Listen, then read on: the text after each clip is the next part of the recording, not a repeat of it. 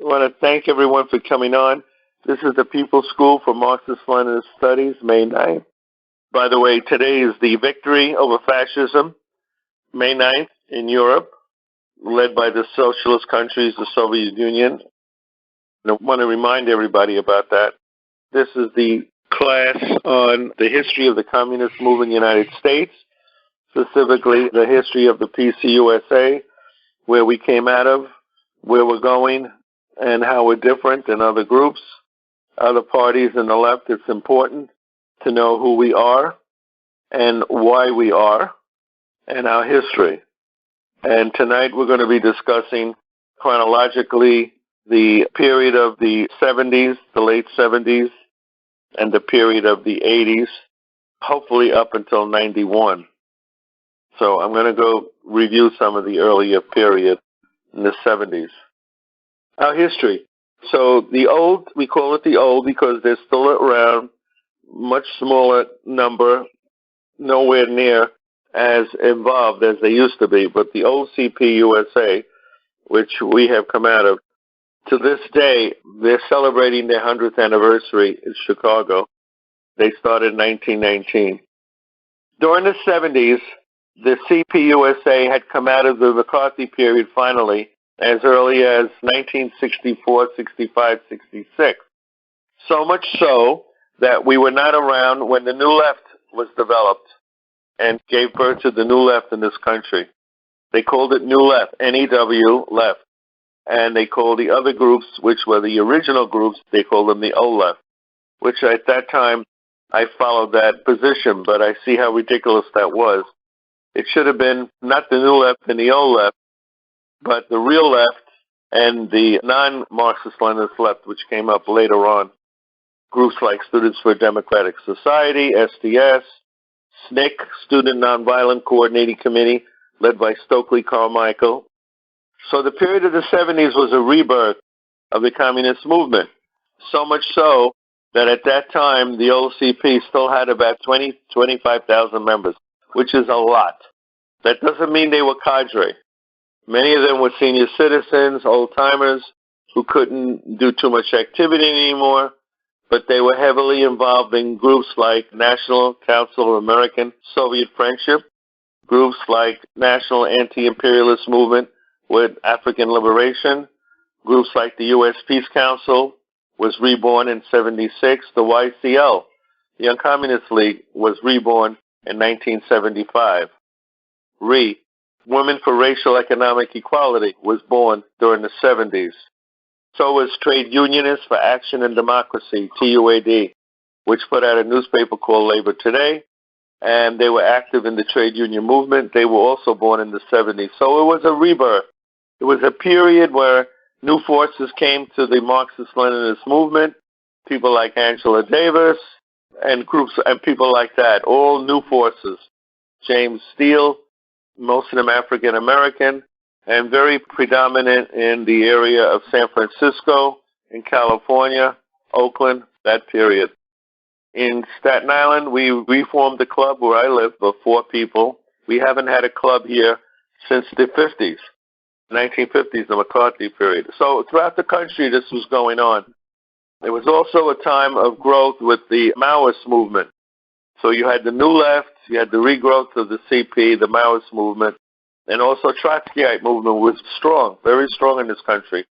During the Vietnam War, they were in control of one of the coalitions called NPAC, National Peace Action Coalition, and they were involved with that. The communists and the other groups, the pacifists and the other groups were involved with a group called People's Coalition for Peace and Justice. So we had 2 big coalitions that were fighting against the war in Vietnam. And it was a period of upheaval throughout the country. It was the period culturally, music had changed. I'm not a music person from that period, but folk music, Joan Baez, Arlo Guthrie, who was the son of Woody Guthrie, and Pete Seeger had a comeback in that period. The Grateful Dead, Jerry Garcia and the Grateful Dead. I myself wasn't into that music, so I don't remember it. But believe it or not, I was a Carpenter person with my politics. I don't know if you ever heard of the Carpenters. Aaron Carpenter. Yeah, the Carpenters. They were a favorite of Richard Nixon, by the way. He invited them to the White House, and he loved them, their music. So it was a protest music. It was also a lot of movement with marijuana at the time. So it was a period of upheaval in the country. But the left grew. It was a period of left growth. In Europe, the same thing was going on. It was a period of left growth. In Greece, the junta was still in power, was coming to an end. And by the time of the 70s, the fascist junta that took over in Greece in the 60s was coming to an end. The party in Greece started to grow. Also in China, it was during the time of the Cultural Revolution. Throughout the world, there was an upheaval of the left. So it was a real important period. Then came the 80s. And the 80s were very important. I'll tell you why they were important to us. Because much maligned, and people may disagree with this, but when I went to the Soviet Union in 1976, what I noticed there, everybody was proud of the material goods. Later on, history called it the golden age of socialism. That's what history called it. And it goes along with the theory that when capitalism can no longer deliver the material goods that it used to deliver, people will turn to the left. And that's what was happening in the Soviet Union. Was the shelves were full. They were helping the Vietnamese. The Vietnamese had won in 75 thanks to the tanks and the anti-aircraft guns that were given to them by the Soviets. And so it was a period of excitement, and people in the Soviet Union looked and felt that each year was going to be better than the year before. Large numbers of Americans were traveling to the Soviet Union, large numbers, and we're seeing what real socialism was in reality. Now, the period of the 80s was also a period in the Soviet Union of conflict. It was a period when one leader after another was in power for a year or two. Remember now, the old guard, you heard the term old guard. Well, it was very evident in the Soviet Union that the age of the people in the Politburo was considerably older. Many of them were from the revolutionary period. Most of them were from the revolutionary period. And some of them in 1920s, they were just coming into the communist movement. And so here we are in 1982, 83. One after another got sick, and another one came up to leadership until finally 1985. And to my mind, 1985 was the dividing line. It was the beginning of the end of the house that Stalin built after World War II. The people's democracies in Eastern Europe. Remember, during the Brezhnev period, countries in Africa claimed they were going on the socialist road. Mozambique, Angola, Guinea, other countries like that. And the Palestinians were coming of their own. Everybody was pushing for a two-state solution at the time. There was a Geneva Peace Accords that was beginning to be talked about. So it was a very promising time for the whole left. In this country, we had something called, I don't know if it was during that period, partisans of a Labor Party began to galvanize. We had groups like Labor Party advocates. Late 80s, early 90s, yeah. Yeah, right. So it was a period of promise. We actually felt that we could have a Labor Party here based in the unions, which would be a step ahead of what we had before. Every country in the Western world had a social democratic Labor Party except this country. We didn't even have that. So that was the period of time. Then comes 85, Gorbachev. And I say that and I stop in silence after I say that name, because that was the beginning of the end. At the United Nations, Gorbachev spoke, and he spoke about universal human values. And I remember many of us in the old party found it strange that here a person goes to the United Nations, has a chance to talk about socialism and what we're doing, and what he spoke about is human values. What he was really saying is that the bosses, the workers, we all have the same values, that there's really no big difference. That was one of the messages that came out of that. And of course, Perestroika, which means restructuring, what that did to the Soviet economy, that from a period of full shelves, All the food, anything you could think was full shelf. Cheap, cheap, cheap. Bread, same price in 1922 as it was in 1978, 1984. Bread was the same price. Imagine that. Staple. And their bread was not like our bread, comrades. It was solid bread. You cut it with a knife. It wasn't air. It wasn't like Wonder Bread, full of air. So that's where I'm going to stop. Open up for questions of what I just said. The change that came about with Gorbachev, it seems like there was turmoil in the U.S. party over the next 5 or 8 years after that. Correct. 100% correct. So much so that the Politburo, which they call the National Committee, was such in a flux that democratic centralism, they couldn't come out with a position. People like Gus Hall, the General Secretary, and others were opposed to Perestroika, but people like Angela Davis were supporting it. And so there was an influx and a confusion in the party. So Gus would send out these tapes. We had these little cassette tapes that all the clubs listened to. It's a great idea, actually, technologically at the time, that we listened to these tapes and we heard what the analysis of the General Secretary was of what's going on not only in the world, but what's going on in the U.S. And he gave his view because his view was different. There was definitely a turmoil. And it affected all the parties, including the Cuban party. I'll give you an example.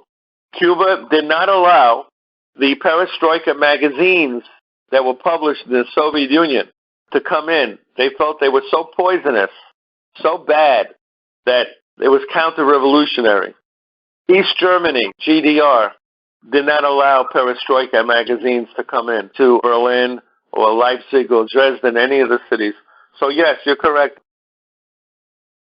Before we know that in Afghanistan there was revolution, in Iraq, in Ethiopia, and in United States, American-Soviet friendship so active. Also, anniversary tour was helped by Communist Party, and the travel between United States and Soviet Union. That was when I sent a delegation to state and city officials to Soviet Union. And they were coming every year, so many of them, to United States, and we were having such a communication, such a cultural exchange. Thank you. I was probably in less than a year in the party when Gorbachev came in, so this transition was part of my political beginning. And I was reading today a book about Marxist materialism.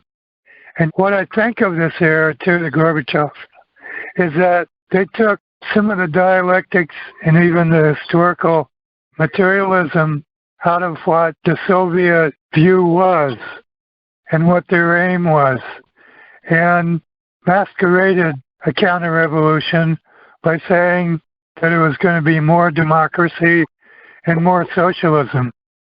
But what is more socialism? I thought they had socialism. So these are some of the reasons it sounded strange, as you said. That's true. That's true, yeah. Yes. Who was the General Secretary of our party at the time, and what was he about? He was interesting. And remember, he came up not during the Stalin period. He came up during the Khrushchev period. What does that mean? That means his worldview was heavily influenced by Khrushchev. People have to understand that.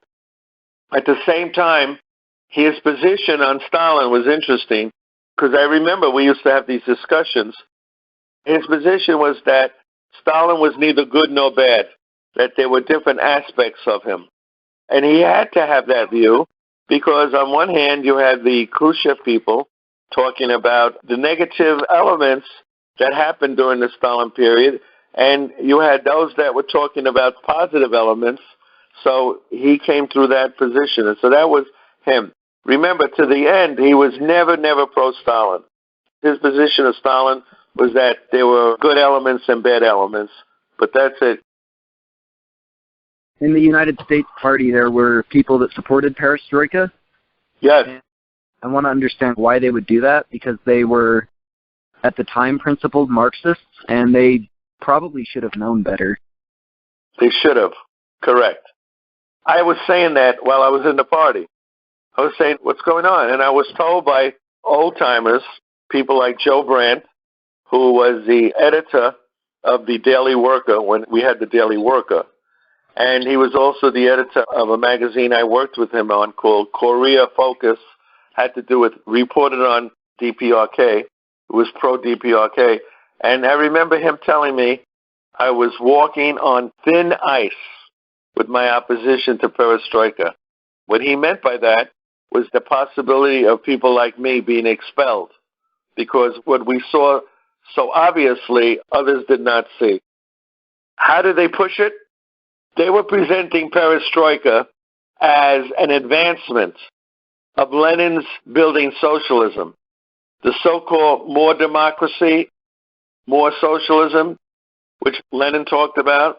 They took that and it was twisted. The democracy meant the freedom to criticize Soviet history, the freedom to criticize everything in the Soviet Union. That's what they used as their democracy, not what Lenin was talking about. They actually twisted it to make it look like they were supporting socialism. So, the position in 1980 in Poland, solidarity, CIA funded, tried to overthrow the government. What did the Polish government do? They declared martial law, and they put down solidarity, which is a normal thing for any government in power, especially a workers' government, to protect them against Western influence and Western spies. That was normal. Well, when Gorbachev came along, his people in Poland, because he had his people in Poland, what they were pushing was, there's nothing wrong with solidarity. Let's sit at the table with solidarity. Let's take the state power away from the workers and peasants and give it to solidarity to share with us. It was called plurality, pluralism. They were big on pluralism. So it was a thing that happened little by little. Considering that the global balance of forces has shifted in the interest of the working masses of the planet, because after recession of 2018, I think the whole global framework, including the former Soviet bloc countries, the conditions of the working masses are declining every day. The so-called experimentation with democracy in Eastern Europe is just fruitless, and everybody is pessimistic about their government. And I think the global situation has really drastically shifted in favor of the working class and the working masses, but there are no parties, because the former Soviet Union was supposed to be the vanguard for humanity, and then China was supposed to be a bastion of socialism and a model for other countries. Right now, there is a total ideological vacuum everywhere. And I think the planet is surviving because of the decline of imperialism as a whole, not the struggles of the working masses and the industrial proletariat as perceived by Lenin. So I think the situation is really very bad because there is total ideological vacuum everywhere. You're correct. I agree with you 100%, yeah. So what do you say about that? Because even the so-called democratic parties, Republicans, they are saying that they are socialists. The DSA, so-called Democratic Socialists of America, they are not going to bring about socialism because it's not going to be given on a silver platter. Socialism is class struggle and is the dictatorship of the proletariat. And that's not existent now. The whole global framework is really bad. I'm not pessimistic about the future, but it's very, very bad. I'd like to just answer you, comrade. Marx wrote about the struggle of the working class has ebbs and flows throughout history. Ebbs and flows. And he discussed very clearly how the first chance was in the Paris Commune uprising in France, where the workers and the peasants took over the government, and it lasted 70 days before it was crushed by the bourgeois armies, and it was drowned in blood. The next time it happened was in 1917, and that's quite a distance between 1800s and 1917. And at that time, it lasted more than 70 years. So there was ebbs and flows over the long period of time. The next time it happens, according to what Marx understands, it's going to be 700 years. So the fact that scientifically we have feudalism, then we have capitalism, then we have socialism, and then we'll have communism. Scientifically, we know that that is going to happen. Question is, when is it going to happen and how long? So that's what Marx said, that it's going to be ebbs and flows. But we know that historically we're correct because science tells us that the scientific history of the working class, how the class struggle developed. Now we're up to the Perestroika period. Everything was dismantled in a period of 2 or 3 years. The sources I have of people who came to this country, I spoke to 2 of them, who came to this country, and they don't know each other, they're 2 separate people.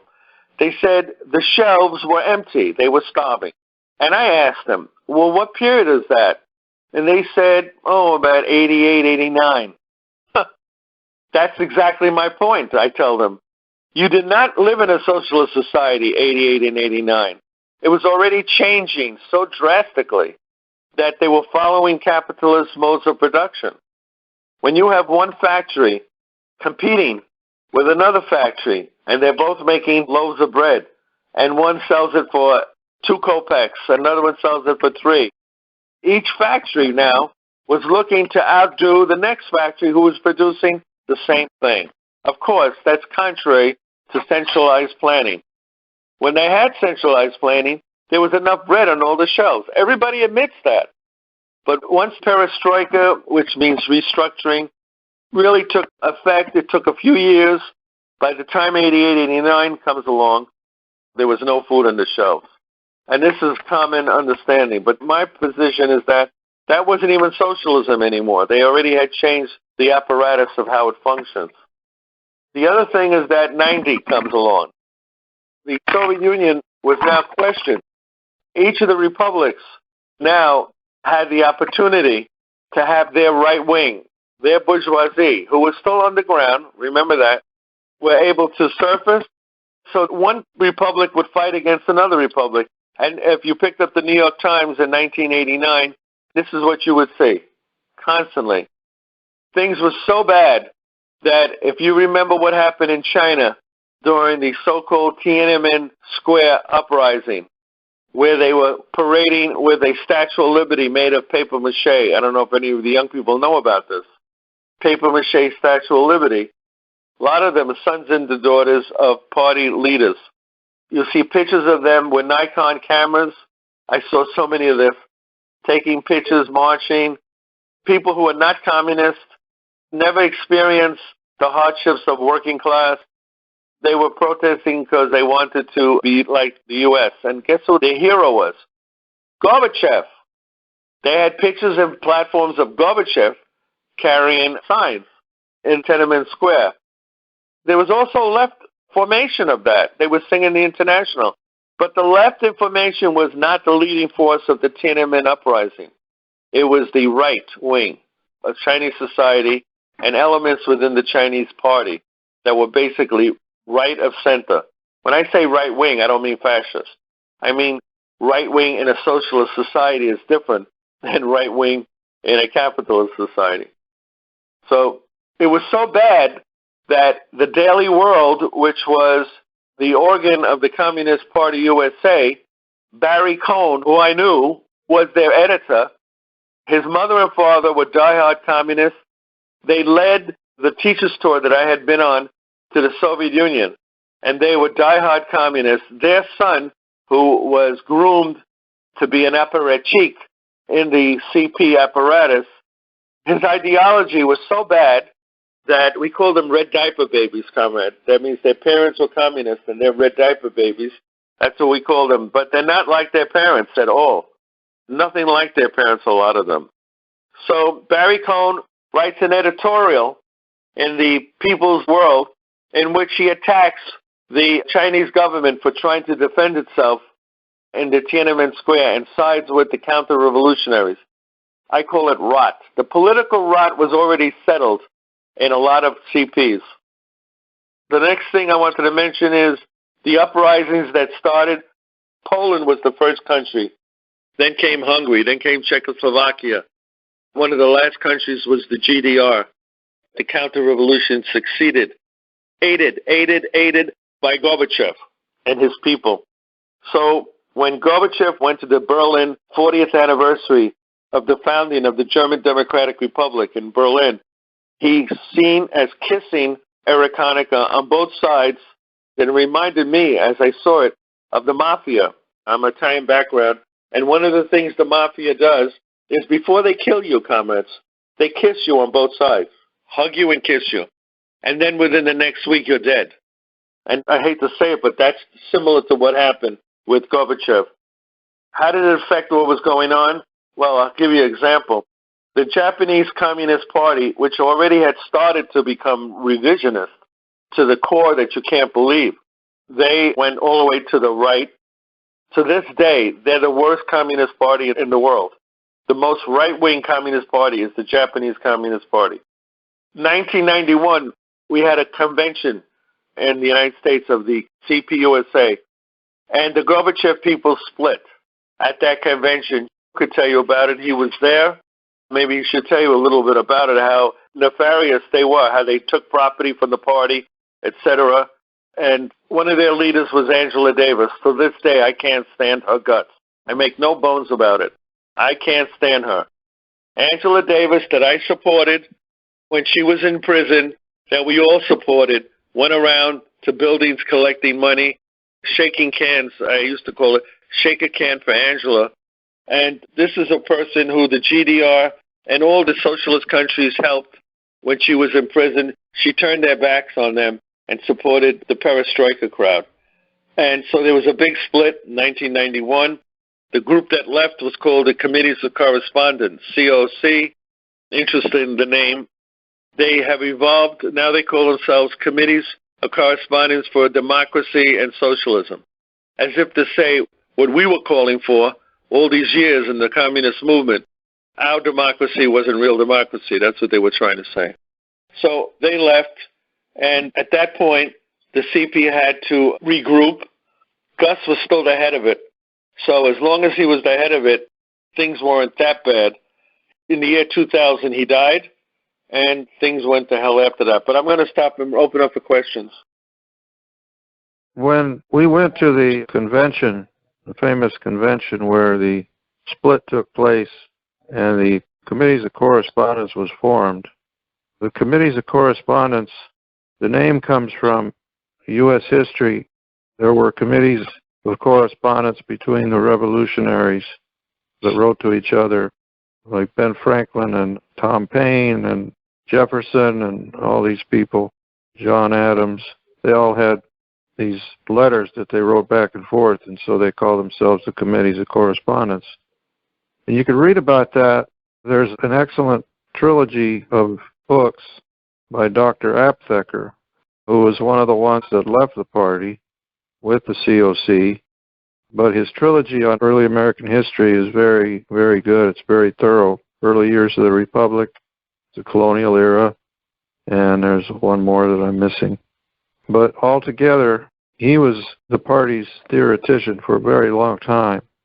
And so a lot of the decisions and the things that happened inside the party happened because his thinking changed.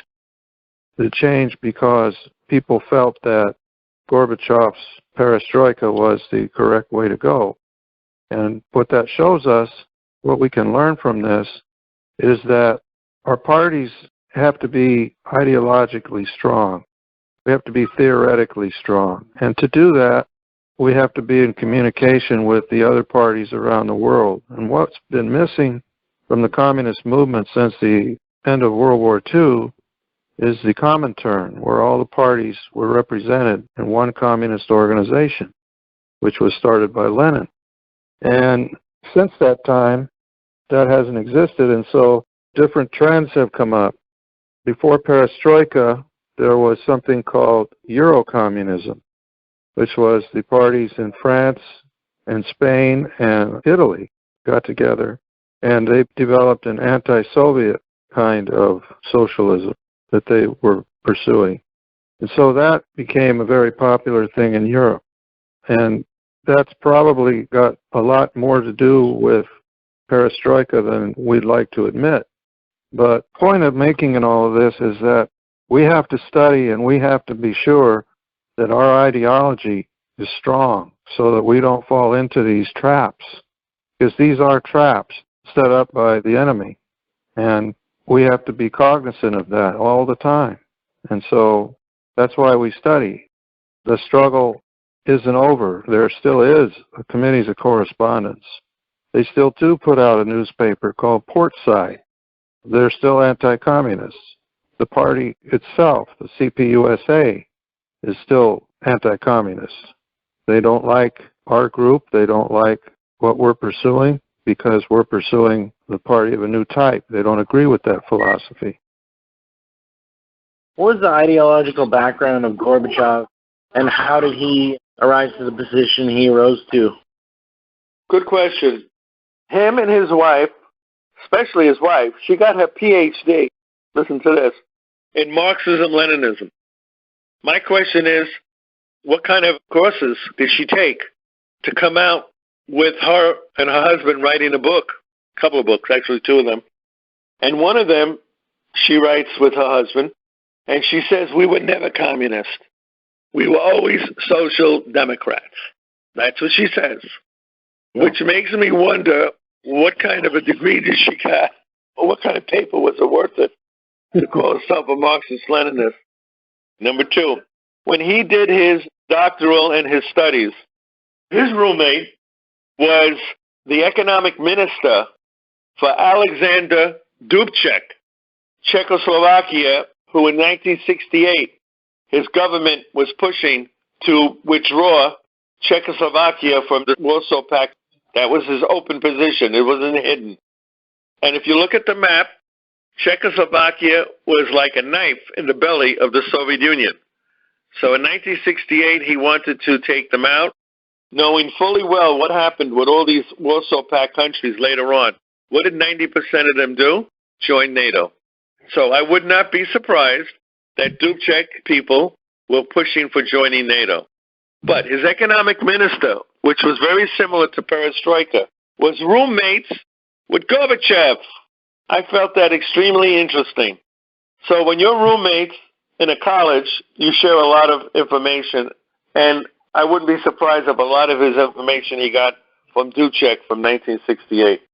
I'll leave it at that. I think with all the due respect for Angela Davis, for the first time I heard about heroic struggle against corporate capitalism.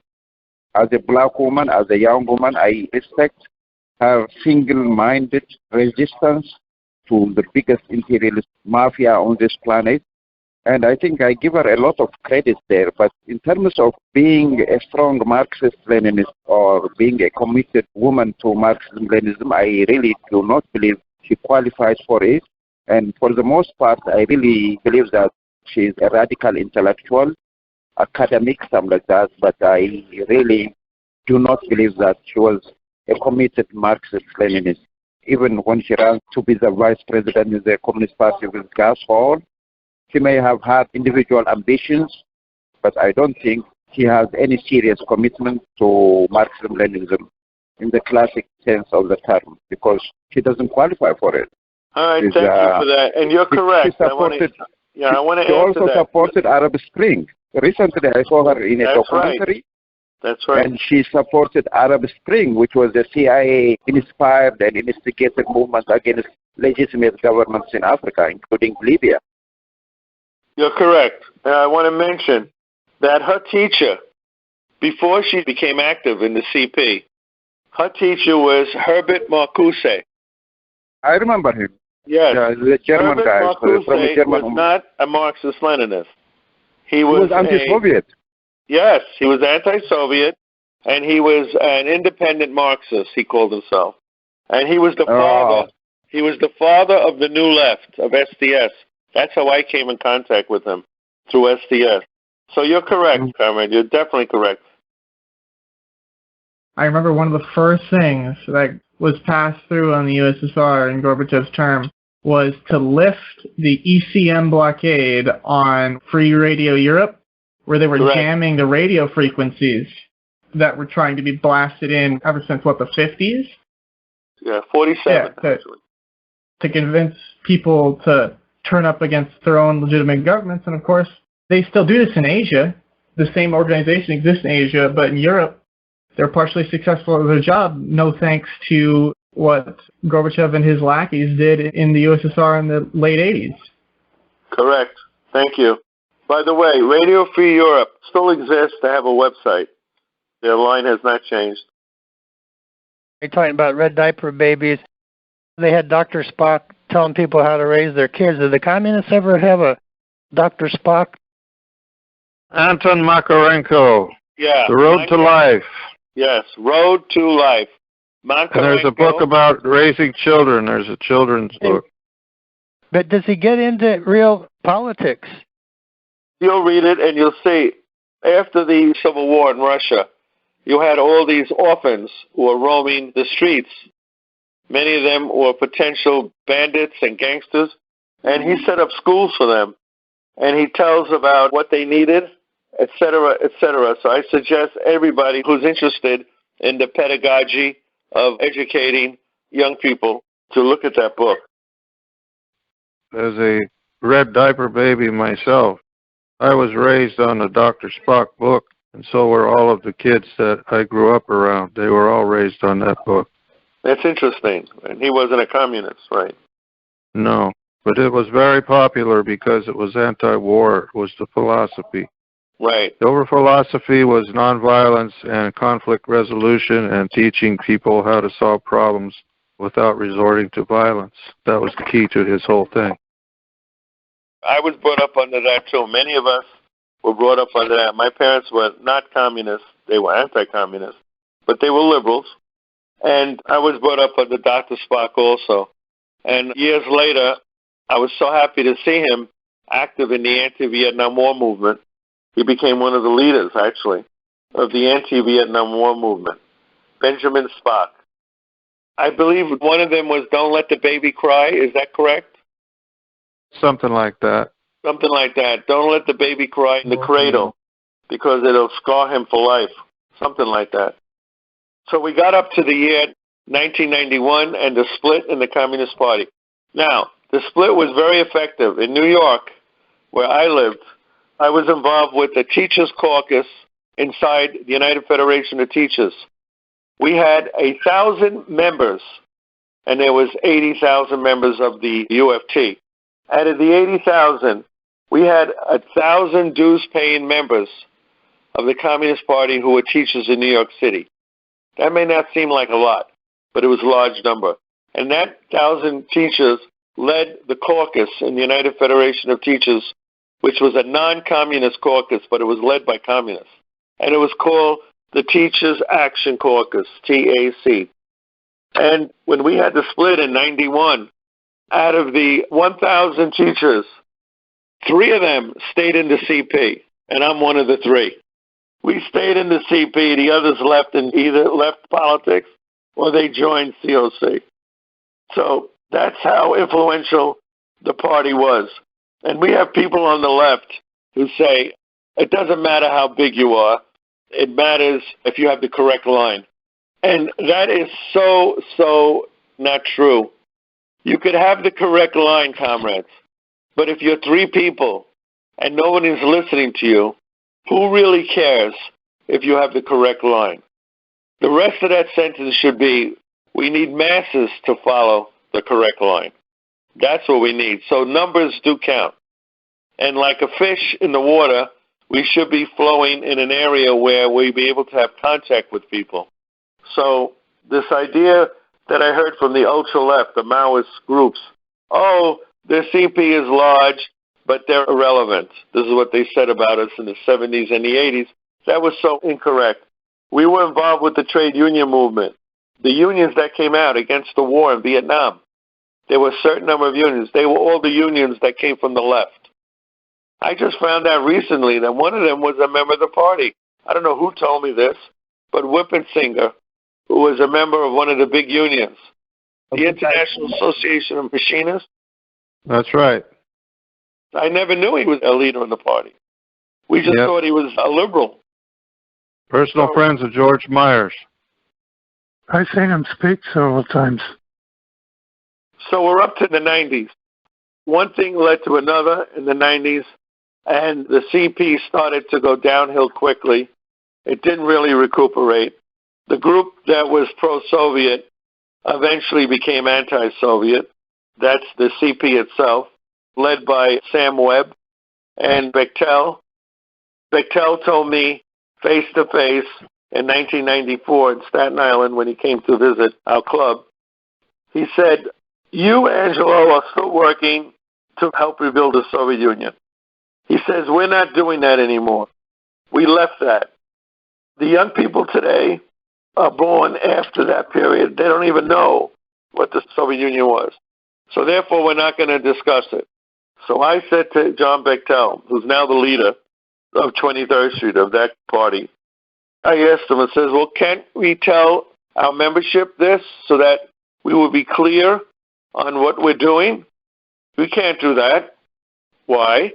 Because the old people leave us in their wills and give us their homes, and we're in their wills, we get money from them. If we tell them we're not pro-Soviet anymore, they won't put us in their wills. This is a fact, comrades. This is a fact which I have on tape because I knew the guy was a scoundrel. I knew it because I dealt with him before. And so I taped the whole conversation, which I still have. So this is the level of character, and this was in 1993. Now it's 2019. But the point is, they went from bad to worse. When Gus died in 2000, then Sam Webb came across with his famous theory. He wrote a book called Reflections on Socialism. And in that book, he says the Soviet Union was never socialist. It was post-capitalist. Notice that term, post-capitalist. In other words, after they got rid of capitalism, they never built socialism. I highly recommend reading this book, Socialism Betrayed. By Roger Kering and Thomas Kenny. A lot of the questions that are being asked can be answered by reading that book. It goes all the way back to Lenin, Stalin, Khrushchev, what happened, and I think things started going downhill right after Stalin died in 1953. Correct. There are also 5 theories towards the end of the book of why the Soviet Union collapsed. One of them was probably CIA or FBI infiltrating. Another one was Gorbachev. He basically didn't have a clear understanding of the world view, in particular foreign policy and things of that nature. It also includes excerpts concerning Leonid Brezhnev in his term. There were a couple of people in what is known as the West 23rd, think Jarvis Tyner, Joe Sims, and a few other people in the party that added to that. And the authors go into, at the beginning, how much research was put into this book. Thank you. I want to add that International is the publishing house of the CPUSA. One of the things that I found very interesting, the problems we're having with the Taliban in Afghanistan, how that problem was created by the United States. Not by the Soviet Union, but by the United States, and most people don't even know about it. I came across some information by New World Review, which had an excellent article on Afghanistan, the revolution they had in 1978. It was called the S.E.U.R. Revolution, S-E-U-R, and how that revolution changed the life of Afghanistan and how the United States then became involved. There's also an excellent book by Phillip Bonosky, War in Afghanistan, or Afghan War, or something like that. CIA Secret War in Afghanistan. If you get that book, you'll see. The whole thing was created by the United States. Can you tell the others about the vote in the Politburo when Gorbachev was chosen? It was a matter of 1 or 2 votes. You said it was one vote. The deciding vote was Kosygin. Right. Kosygin was the deciding vote to choose Gorbachev as the general secretary. So Kosygin himself, who came along during the Khrushchev period, is very questionable. I hope we learned a lot of information tonight, especially the young people who don't know any of this. So I'm going to end the class. Thank you for watching this full-length class from the People's School for Marxist-Leninist Studies. For more information, or if you're interested in attending classes, visit our website, check out our YouTube channel, or email info@psmls.org.